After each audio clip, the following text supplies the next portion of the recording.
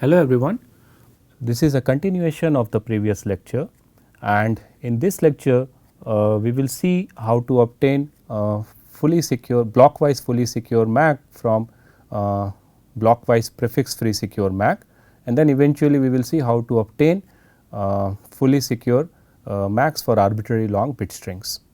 So, now let us discuss the other approaches, how to convert a blockwise prefix free CBC PRF to a fully secure blockwise PRF, right, and this will be through some encoding.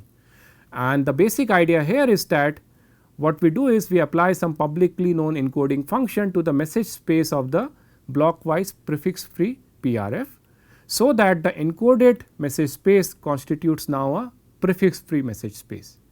And what basically it means is that imagine you have a message space for the prefix free PRF consisting of up to L blocks or each of size n, L minus 1 blocks each of size n bits.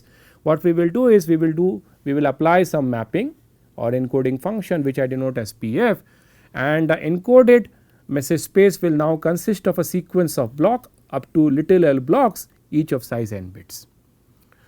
And the way mapping is done here is as follows. So, right now we are actually considering a deterministic encoding mechanism. Later on we will consider a randomized encoding mechanism as well. So, the way this deterministic encoding mechanism works is as follows. So, all the input blocks say you have a sequence of input blocks A. So, the corresponding encoded input A will be as follows. So, all the message blocks of A are copied as it is in the encoded output, and apart from that we now introduce an additional block here, namely the binary representation of the number of blocks in your input A. So, that is the notation, this within the angle brackets you have the binary representation B, right. So, that is why you can see that the input space could consist of up to L minus 1 blocks, and since we are now introducing an additional blocks in the encoded output, that is why the outputs now can consist of up to little l blocks. We have an additional block here introduced because of the encoding process. And the idea here is that using this deterministic encoding process, we hope that instead of operating the prefix free CBC PRF over the message space, we are now going to operate it over the encoded message space. And since the encoded message space will constitute a prefix free set, our distinguisher cannot issue queries which will constitute a prefix free set, and hence the overall construction will be a fully secure PRF. So, now let us prove that the deterministic encoding which we have seen here indeed constitutes a prefix free mapping. That means, the mapping from the message space, which could be a non prefix free set, to the encoded set gives you an encoded set which actually constitutes a prefix free set. That is what we want to prove. So, first of all, it is easy to see that the mapping is injective, or namely 1 to 1. That means, if you have two inputs M1 and M2 consisting of sequence of blocks say up to little l minus 1 blocks, and if we encode them, then they are going to be different if M1 and M2 are different, because if M1 and M2 are different, then definitely the blocks which are present in M1 and blocks which are present in M2 will also carry over in the encoded M1 and in the encoded M2, and they will be differing, and hence the encoded M1 and encoded M2 will be different. So, that proves that your mapping that we have defined here is indeed a 1 to 1 mapping, right. Now, we want to prove that the image set of PF, namely all the encoded messages that we get as per this mapping, constitutes a prefix free set. So, imagine you have two inputs belonging to the message space, say the input sequence A and another input sequence B consisting of V and U number of blocks, and say A and B are different inputs, right. So, my claim is that the encoded input A and the encoded B input B are not proper prefix of each other. And if we prove this for an arbitrary input A and an arbitrary input B, that proves that the encoded proves that the mapping that we have considered indeed gives you a prefix free set. So, clearly the claim that we are making about the encoded A and encoded B is true if the number of blocks in A and the number of blocks in B are same, namely if U and V are same, but if A and B are different, then definitely at least one of the blocks in the encoded A and the encoded B will be different, because all the blocks in A and all the blocks in B cannot be same even if A and B are different. So, the claim is trivially true if U is equal to B, U is equal to V, whereas if U is not equal to V, that means if the number of blocks in A and the number of blocks in B are not same, and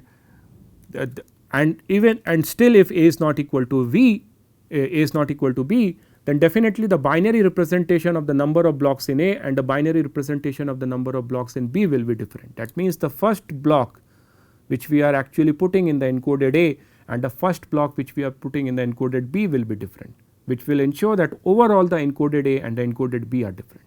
So, that proves our claim that the image set of the mapping that we have considered here indeed gives you a prefix free set, right. So, now let us see how we apply this prefix free encoding and to a prefix free secure CBC blockwise secure PRF and get a fully secure blockwise PRF, right. So, our goal is to construct a blockwise fully secure PRF taking n bit key and a sequence of blocks as input up to L minus 1 blocks each of size little n bits, and to obtain a fixed size output of size little n bits. And for demonstration, assume that we want to operate this blockwise fully secure CBC PRF on an input consisting of say 2 blocks M1 and M2. So, what we will do is that we will first convert this input M by applying our deterministic prefix free encoding, namely this message M is converted into an encoded input, and when we convert it in an encoded input, then the message blocks are repeated as it is, and apart from that at the beginning we now have a new block, namely the binary representation of the number of blocks that are there in M, right.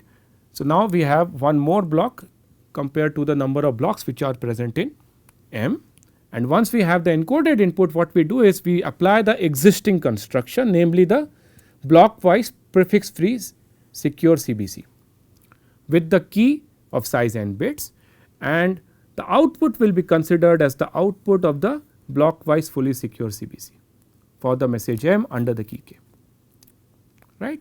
Now, why this construction is intuitively secure? Because now even if an adversary is asking, even if the adversary asks for the function output on a input A1 and on an input A1 comma A2, actually he will be getting the output of the function on the input sequence A1 concatenated with A1 and the output sequence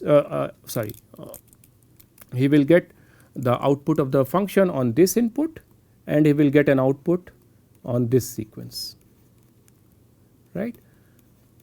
And hence he cannot launch the attack that we had seen when we discussed the insecurity of the blockwise prefix free secure PRF, because even now he is making queries which constitute a prefix free set. Basically those queries are converted into another set of queries which is not a prefix free set, and from the viewpoint of an adversary is now as good as he is interacting with a normal PRF. So, that is the overall idea of the security proof, but the formal details are indeed advanced in nature, and that is why I am skipping the details here. So, if we see the advantage of this construction, namely this way of constructing blockwise fully secure PRF via deterministic encoding, then the advantage is that we need only one key, unlike the encrypted CBC PRF where we need to operate with 2 keys. However, the disadvantages are as follows, right. So, we need an additional PRF invocation, right, for this additional block which we are introducing here. Ideally, we expect a PRF where the number of base PRF invocations are same as the number of blocks in the message, but actually in this overall construction we need to have one additional invocation of the base PRF, and bad news about this construction is that it no longer constitutes a streaming MAC, because the length of the message or the number of blocks in the message need to be known in advance to the sender, because if the number of blocks in the message is not known to the sender in advance, then the encoding of the message cannot happen, because the encoding requires the binary representation of the number of blocks in the message that is present, which has to be inserted at the beginning. So, that is why it does not gives you a streaming MAC, right. So, that is the approach of going from block wise prefix free secure PRF to a block wise fully secure PRF using deterministic encoding. And now we see how we can go from this block wise prefix free secure PRF to block wise fully secure PRF using a randomized encoding, a randomized prefix free encoding. So, the reason we want to go for a randomized prefix free encoding is that the problems that we face with the deterministic prefix free encoding is that we do not get a streaming MAC and we need to have an additional invocation of the base PRF. And the solution to get around these two problems is to use a randomized prefix free encoding, which will be a keyed encoding. And the way we do the encoding is as follows. So, we first introduce some notations here. So, imagine you have two block sequence inputs, say input x and input y, each consisting of up to L blocks, each of size n bits. Then we, if x is a prefix of y or if y is a prefix of x, then we use the notation x is related to y by this notation, by this symbol, right. So, now we introduce the definition of what we call as randomized epsilon prefix free encoding, where epsilon is some parameter. And what this encoding does is it takes as input a key of size say little n bits and a block sequence of consisting of up to little l blocks, and it gives you an encoded output, which is a keyed encoded output for the input A. And when I say that it is a randomized epsilon pre encoding, what it means is that the probability that you obtain two inputs A and B from the domain input domain consisting of up to little l blocks, such that under the same key k the corresponding encoded outputs are related to each other by this prefix relation is upper bounded by epsilon. That means, if you have one sequence A and if you have another sequence B, then the chance that the encoded A and the encoded B is prefix of each other, or the encoded A is a prefix of encoded B, or the encoded B is a prefix of encoded A, is upper bounded by epsilon. That is what I mean when I say that I have a randomized epsilon free encoding. So, basically the idea here is that we want to the idea here is that if there is an adversary or computationally bounded adversary, and if it does not know the value of the key k with which we are actually doing the encoding, then for the adversary it is very difficult to come up with a pair of inputs A comma B consisting of up to little l blocks, such that either the encoded A is a prefix of encoded B or the encoded B is a prefix of encoded A. That is what is the requirement from that is what is the security requirement from this randomized epsilon free encoding. I stress here that the mapping or the randomized and the way this randomized encoding is operated, it is not necessary that the mapping should be an injective mapping. That means, you can have multiple A's whose encoding will be the same under the key k, but the security guarantee that we obtain from this epsilon prefix free encoding is that even though there could be several such candidate A's which under the key k would have given you the same encoded output, the probability of finding such multiple A's in polynomial time should be upper bounded by some negligible quantity or by the quantity epsilon. I also stress that unlike the deterministic prefix free encoding, the encoding that we are constructing here, namely the keyed encoding, it need not give you a prefix free set. However, even if it is not going to give you a prefix free set, the chance that adversary could come up with bat pair of input A comma B such that encoded A is a prefix of encoded B or vice versa should be upper bounded by the probability epsilon. And if we ensure that epsilon is very, very small, then we are done, right. So, now assume for the moment you have okay. So, what we are going to now do is we are going to define a randomized epsilon prefix free encoding for our CBC PRF, right.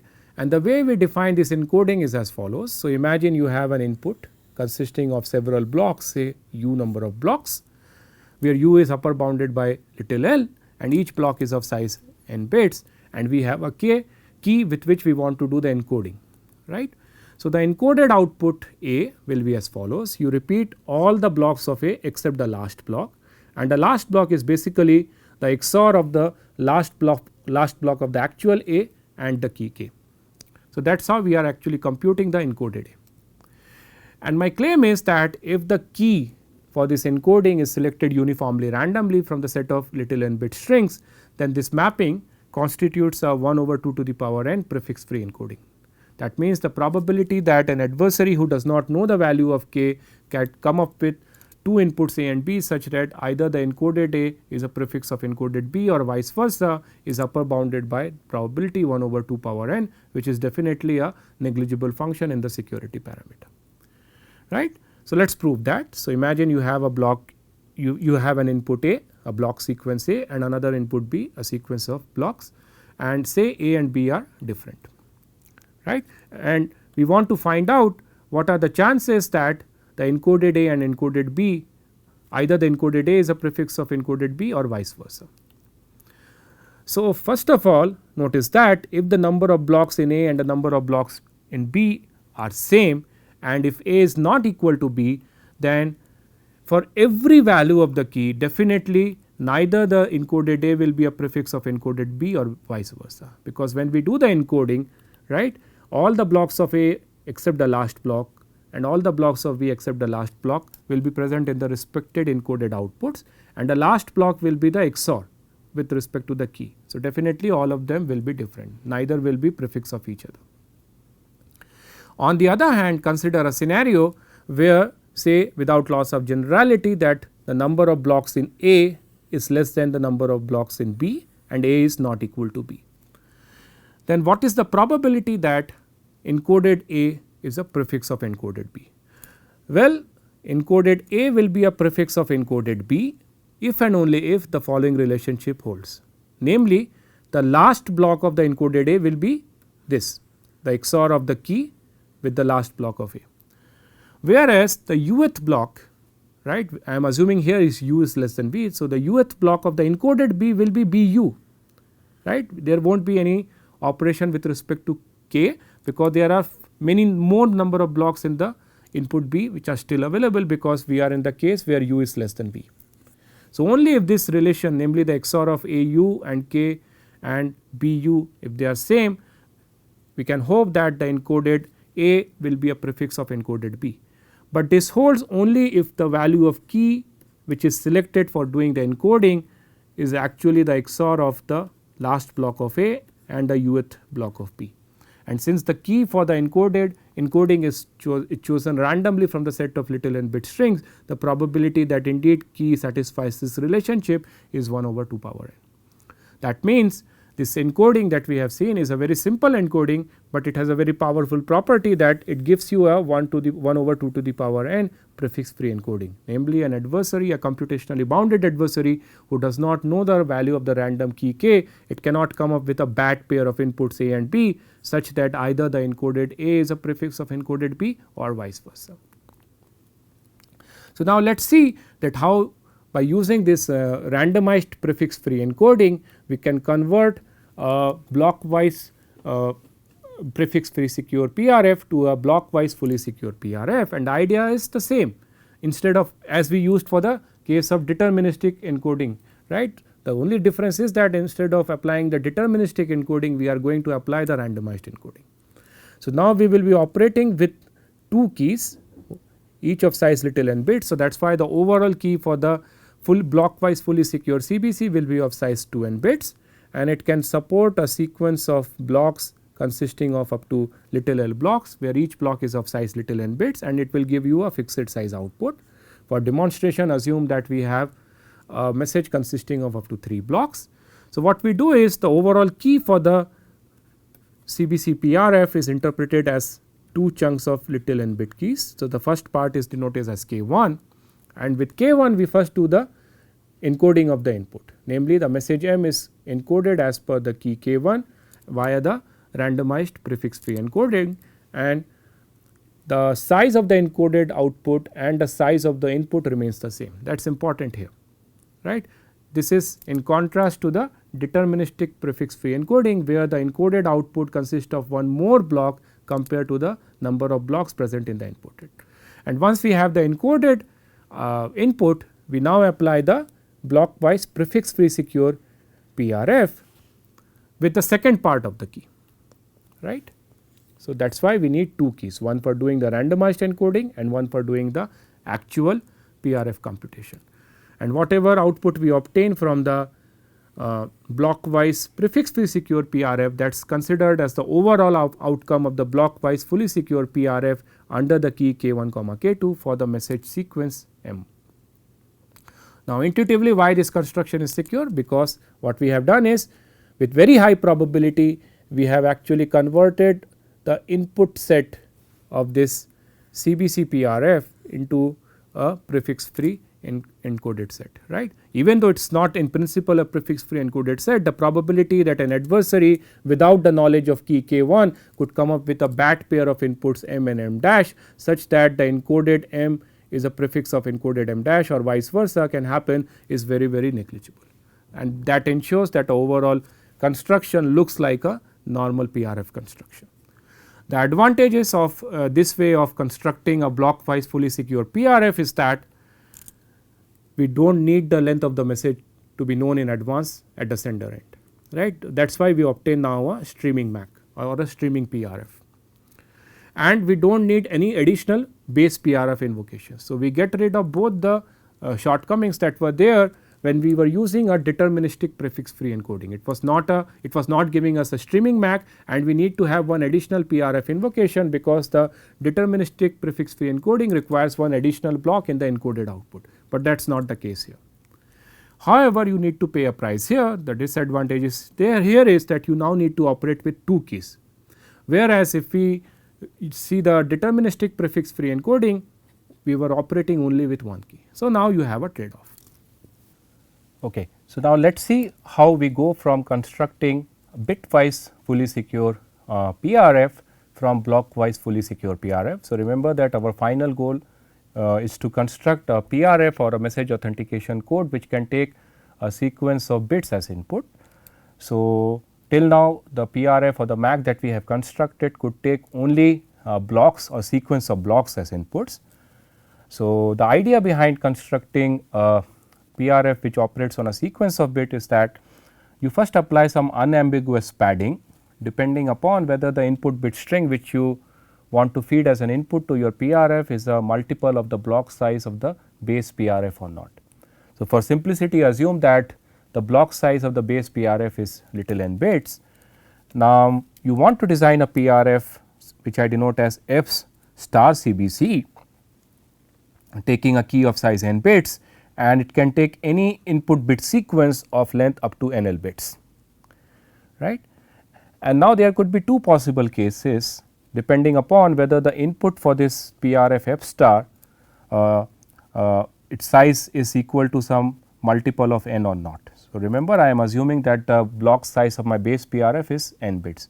So, case 1 could be when the input size m is some c constant times n, and the case 2 could be when the size of the input is not equal to any constant times m, that means it is not a multiple of n. So, depending upon 2 cases we operate the so called PRF F star that we are interested to construct in 2 different ways. So, let us take case 1. In both the cases we have to do a padding. So, what we do in case 1, so for instance imagine my message that I want to input here is of size 2 n bits, that means I can divide it into 2 blocks of n bits, n bits, n bits. And now I have to do an unambiguous padding. So, in this case actually I do not need to do a padding because my message is already a multiple of n bits, but to indicate it to the receiver that actually I do not need to do a padding, what I am going to do here is I am going to add a dummy block consisting of n bits starting with 1 followed by all zeros. So, that is an indication from the sender side that actually I am not doing any padding. Now, to operate F star in this case what we are going to do is we are going to take a key K1 which we will soon see how exactly is computed. So, remember that the key overall key for F star is just 1 key of size n bits, but what we are going to do is we are going to derive several sub keys, and depending upon whether we are in case 1 and case 2 we are going to use some subsets of those sub keys. So, in this case we use a sub key which I call as k sub 1, and then what we are going to do here is we are going to operate our blockwise fully secure CBC PRF with 2 keys each of size n bits, and since it is a blockwise fully secure PRF it can take a sequence of blocks of n bits up to L plus 1 such blocks. And sorry for the rendering issue here, this 0 comma 1 raised to power n should be here, and it gives you an fixed output. So, if you see the outer view of the PRF F star that we are going to construct here, it could take an input of size NL bits, right. And in this case, if my input already is a multiple of n, that means it could have up to L number of blocks. But if you see the inner invocation of the blockwise fully secure PRF, then it could take up to L plus 1 blocks of size little n bits. Now, you might be wondering that why this additional 1 block? This additional 1 block might come if actually your message is already a multiple of n, in which case you need to add a full dummy new block of n bits. So, that is why the inner invocation of my blockwise fully secure PRF could take up to L plus 1 blocks. So, internally what I do is I operate my blockwise fully secure PRF, and for doing that actually I first take the message, the padded message, and I apply a prefix free randomized encoding with the sub key k1, and then I use another sub key k0. Again we will see soon how exactly the sub keys k1, k0 are derived. So, once we have the prefix free encoding of the padded message, we take the sub key k0 and then we run our blockwise fully secure CBC, and whatever comes out as the output, that is taken as the overall outcome of the bitwise secure PRF F star under the key k for the message m. This is case 1, when my message is already, its length is, message length is already a multiple of the block size of the base PRF. Let us see how the things are handled for case 2. So, in case 2, imagine I have a message which has one full block of n bits, and the second block it does not have full n bits. So, again I have to do a padding here, but here I do not have to add a new complete dummy block, because it suffice for me to add 1 followed by the required number of zeros to ensure that I have the second block also have n bits. And then I use another sub key in this case, which I call as k sub 2, to do the prefix free encoding of the padded message, and then internally I invoke my blockwise fully secure PRF, which will now only have up to L number of blocks, because I will not be adding any dummy block in case 2 here, right, and whatever comes as an output, that is taken as the output of my PRF F star for the input m on the key k. So, these are the two cases here. Now, let us see how exactly the sub keys k sub 0, k sub 1, k sub 2 are derived. So, remember that the overall key for my PRF F star is just one key k of size n bits. So, the keys k0, k1, k2 are derived from the actual key k for the PRF F star by a sub key generation algorithm, which will be publicly known, and depending upon whether sender is in case 1 or is in case 2, it will derive the keys k0, k1, k2, but depending upon whether it is case 1 or case 2, it is either going to use k0, k1 or it is going to use k0, k2, right. Now, how the receiver is going to perform the operation? So, imagine a message and a corresponding tag is sent to the receiving end, and the receiver has to verify whether the message is the right, whether the tag T is the right tag on the message M or not. And imagine that the receiver also have the same key k. So, what the receiver is going to first do is this receiver is going to derive the sub keys k sub 0, k sub 1 and k sub 2, and then it has to remove the padding, right, because remember receiver has to first find out what exactly was the padding that sender has performed at its end. So, to remove the padding, what receiver is going to do is it can start parsing the message from the right position to the left position, and it can make a complete scan, and it can stop scanning as soon as it encounters the first one when it is scanning from right to left. As soon as it encounters the first one, that it knows that that is the padding which has been done, and it can remove and throw off the padding, and that can tell the receiver whether the receiver should operate as per case 1 or as per case 2. And I claim that this is an unambiguous padding, namely the receiver strategy of scanning the message from the right position to the left position and looking for the first occurrence of the 1 and stripping off the first occurrence of 1 followed by all subsequent zeros is indeed an unambiguous padding for the receiver. Because if indeed we were in case 1, that means if sender has actually added a full dummy block, then indeed the first occurrence of 1 when receiver will do the scanning will be when it is done with the entire last block. Whereas, if the sender would have been in case 2, then the receivers, for the receiver the first occurrence of the 1 will be in the last block itself, and that it knows that it is in case 2. So, once the receivers identify whether it is in case 1 or whether it is case 2, depending upon the required case, it can verify the tag part, verify the T part or the tag for the message that it has received, either by operating the PRF F star with the sub keys k sub 0, k sub 1, or with the sub keys k sub 0 and k sub 2, right. So, that brings me to the end of this lecture.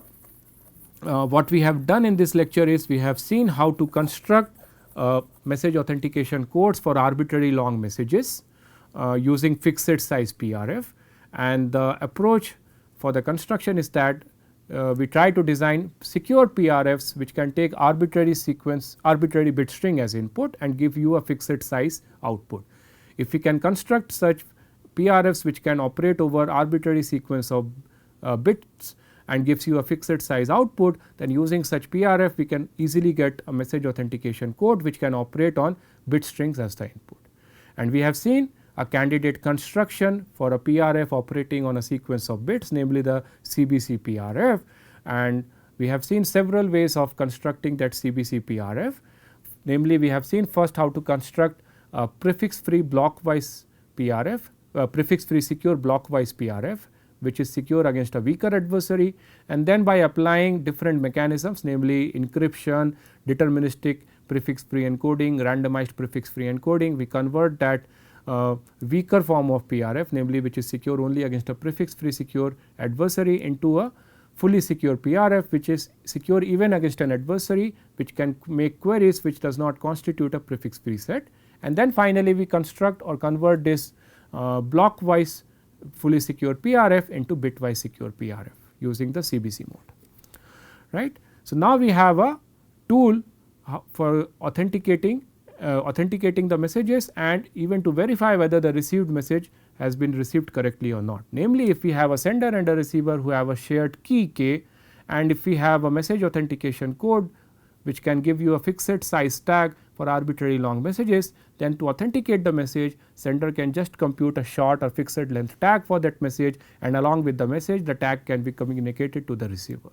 When receiver receives that tag, and if the tag gets successfully verified with the key k, then that gives the guarantee to the receiver that it has originated from the same person who has the same key k with which the tag verification is successful. So, that is how the problem of authenticity and integrity are solved, right. I hope you enjoy this lecture. Thank you.